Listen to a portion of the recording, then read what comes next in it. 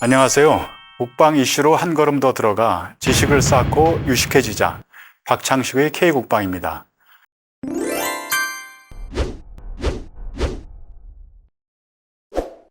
지난 7월 하순에 일주일 동안 제가 중국 동북 삼성 지역으로 우리 독립전쟁 사적지 답사를 다녀왔는데요. 시민모임 독립이라는 단체가 주관했고 모두 31명이 참가했습니다. 오늘은 답사 현장에서 새로 발견하고 느낀 점을 이야기해 보겠습니다. 동북 삼성은 압록강, 두만강 너머에 있는 지역이죠. 중국 길림성, 흑룡강성, 요녕성, 삼계성을 말합니다. 이 지역을 옛날에는 만주라고 불렀는데요. 요즘 중국 정부는 만주라는 말을 사용하지 않습니다. 대신에 동북지구 또는 동북삼성이라는 말을 쓰죠. 이유가 있습니다.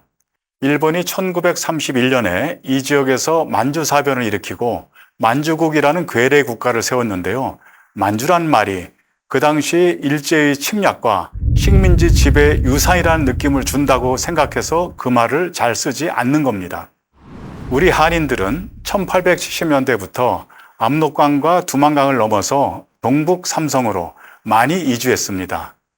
곳곳에 한인 마을을 만들고 벼농사를 보급했죠. 1945년 해방 때까지 그 지역으로 이주한 한인이 모두 200만 명에 이르렀습니다. 선각자들은 한인 사회를 기반으로 독립운동을 벌였습니다. 안중근 의사의 하얼빈 의거와 봉오동 청산리 전투를 비롯한 주요 독립전쟁 사건들이 바로 이 동북 지역에서 진행됐죠.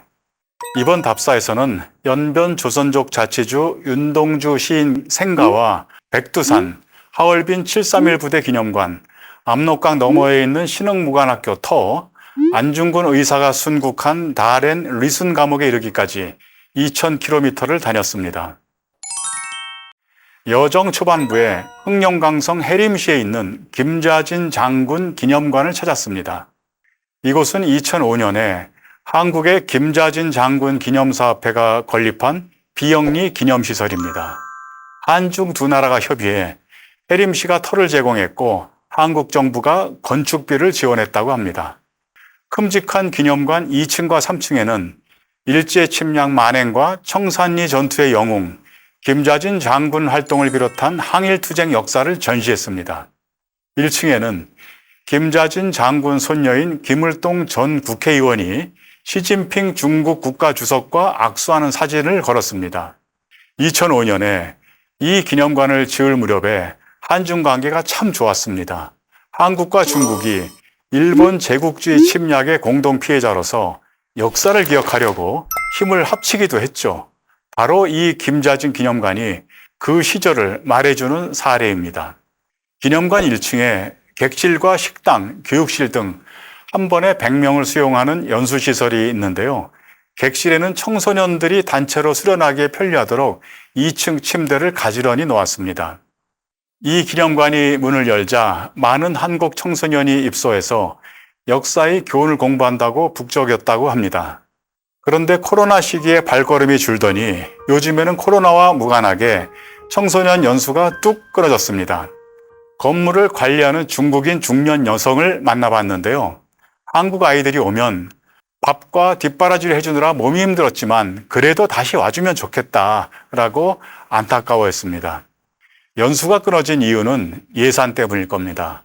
한국 국가보훈부가 지원하는 해외 독립운동 사적지 답사 예산이 중요한 마중물인데요.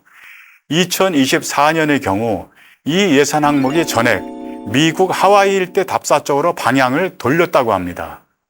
윤석열 정부와 뉴 라이트 코드에 맞춰서 이승만을 띄우려고 한 것 같습니다. 안타까웠습니다. 하와이 일대 이승만 사적지 답사가 의미가 없는 것은 아닙니다. 그렇지만 거기에 집중한다고 동북 삼성 지역 답사 예산을 0원으로 만들다니요. 동북 삼성은 한인들이 가장 많이 이주했던 곳이고 선각자들이 독립운동을 벌인 대표적인 중심 무대였습니다. 국가보훈부의 처사가 정말 유감스러웠습니다. 하얼빈에서는 731 부대 기념관을 방문했습니다. 731 부대는 세균전을 담당한 일본군 부대인데요. 중국인과 한국인, 러시아인을 잡아다가 생체 실험이라는 반인도적 전쟁 범죄를 저지른 것으로 악명이 높죠. 현장에 가보니 부대가 전용 철도와 전용 비행장까지 갖추고 있었습니다. 부대 규모가 엄청나다는 점에 놀랐습니다. 더욱 놀라운 일은 중국인 참관 열기가 높아서였습니다. 티셔츠를 맞춰 입은 중학생들이 보였는데요. 중학생들이야 학교에서 단체로 보냈겠지 하고 짐작했습니다. 그게 전부가 아니었습니다. 그 밖에도 수많은 남녀노소, 일반인 관람객들이 단체 또는 개별로 입장하려고 기념관 입구에 길게 줄을 섰습니다.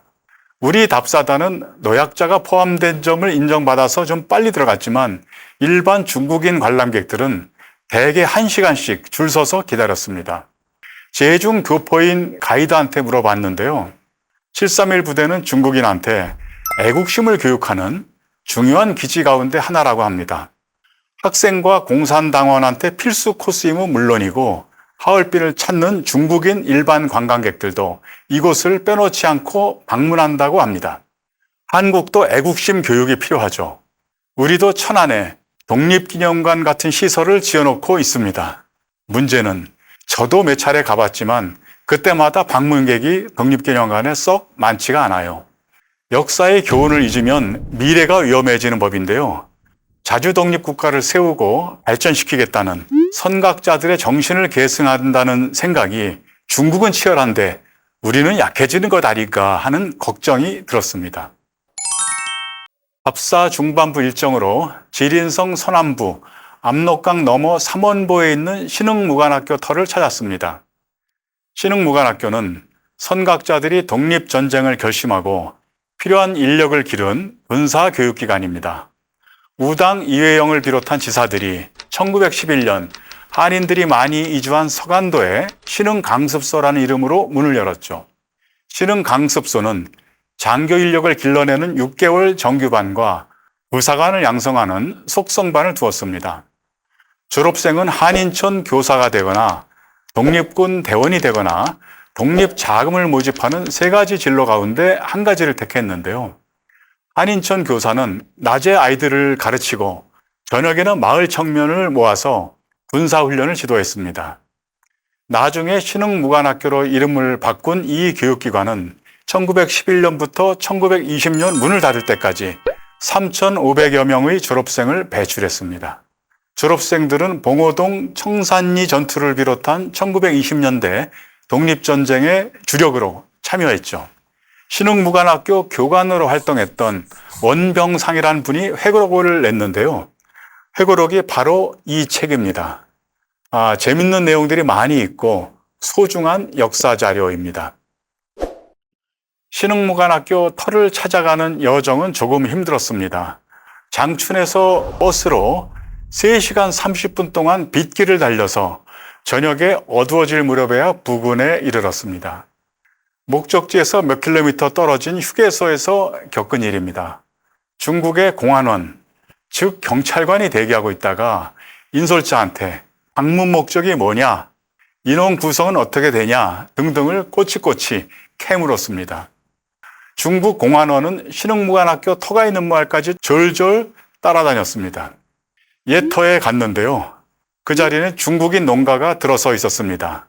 당시 건물이 그대로 보존된 것은 아니지만 학교를 세웠던 터가 여기다라고 확인했죠.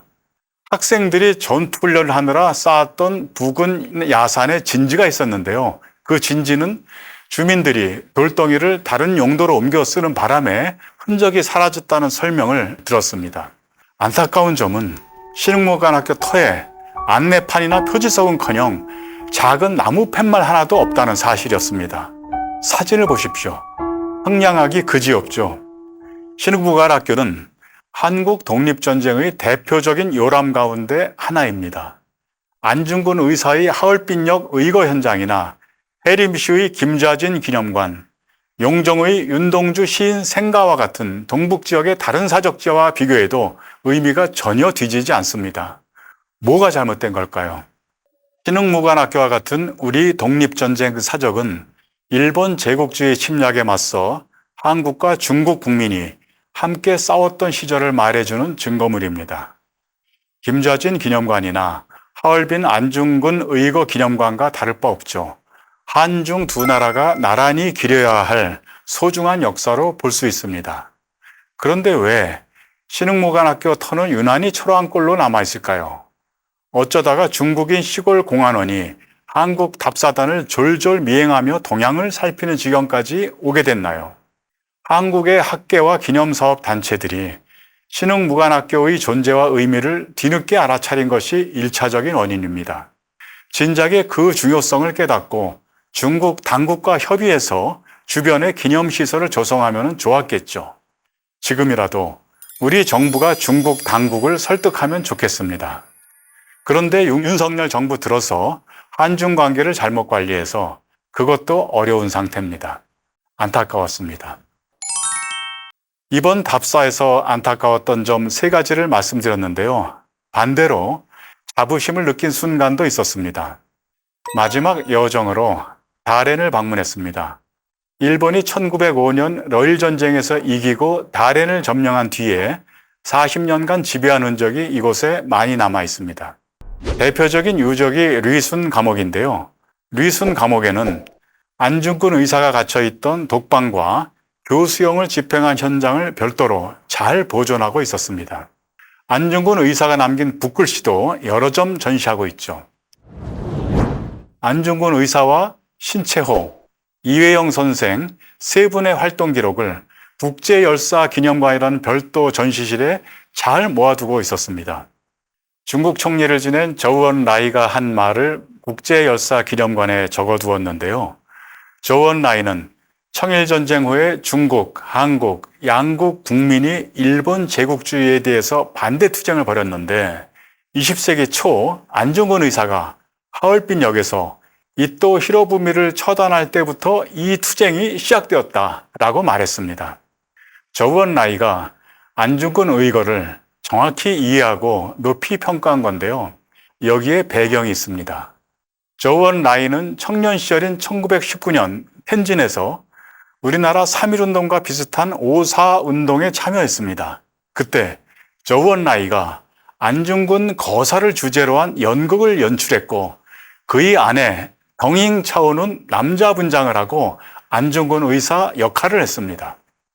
중국 총리까지 지낸 인물이 청년 시절부터 안중근 의거를 정확히 이해하고 높이 평가했다는 사실이 매우 흥미로웠습니다. 류순 감옥에서 안중근 의사와 신채호, 이회영 선생 등 독립운동 선각자들의 존재감을 확인했습니다. 한국 독립전쟁이 한국뿐 아니라 동아시아 역사에서 묵직한 위상을 갖고 있음을 확인하고 자부심을 느꼈습니다. 오늘은 여기까지입니다.